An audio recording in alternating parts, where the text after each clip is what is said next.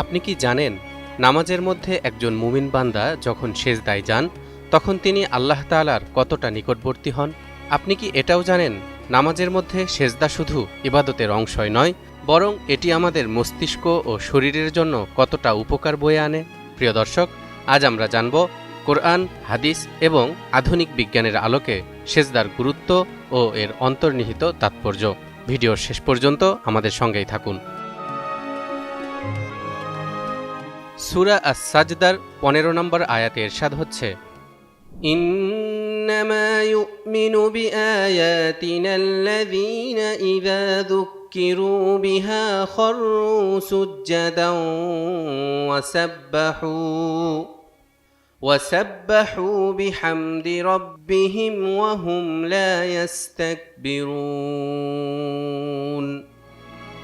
আমার নিদর্শনাবলিতে কেবল তারাই বিশ্বাস করে যাদেরকে এর দ্বারা উপদেশ দেয়া হলে সেজদায় লুটিয়ে পড়ে, আর তাদের প্রতিপালকের প্রশংসা সহকারে তার পবিত্রতা ও মহিমা ঘোষণা করে, আর তারা অহংকার করে না। আমরা সকলেই জানি, নামাজ এমন একটি ইবাদত যেখানে বান্দা ও তার প্রভুর মধ্যে সরাসরি যোগাযোগ সৃষ্টি হয়, আর এই যোগাযোগ স্থাপনের ক্ষেত্রে নামাজের মধ্যে মূল ভূমিকা পালন করে সেজদা। ইমাম ইবনুল কাইয়িম রহমতুল্লাহ আলাই তার বিখ্যাত কিতাব মাদারিজ আস-সালিকিনে লিখেছেন, ইবাদতের শ্রেষ্ঠ রূপ হল সেজদা, আর নামাজের বাকি অংশগুলো এক প্রকার ভূমিকা বা ভূমি প্রস্তুতি।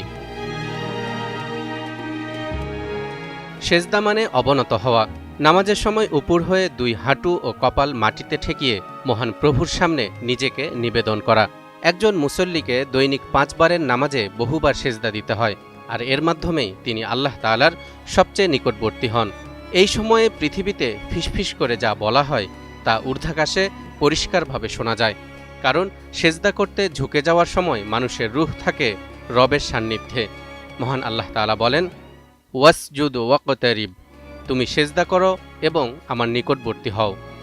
এই আয়াতের ব্যাখ্যা করতে গিয়ে রাসূলুল্লাহ সাল্লাল্লাহু আলাইহি ওয়াসাল্লাম নিজে বলেছেন, বান্দা যখন সেজদায় থাকে তখন তার পালনকর্তার অধিক নিকটবর্তী হয়, তাই তোমরা সেজদায় বেশি পরিমাণে দোয়া করো।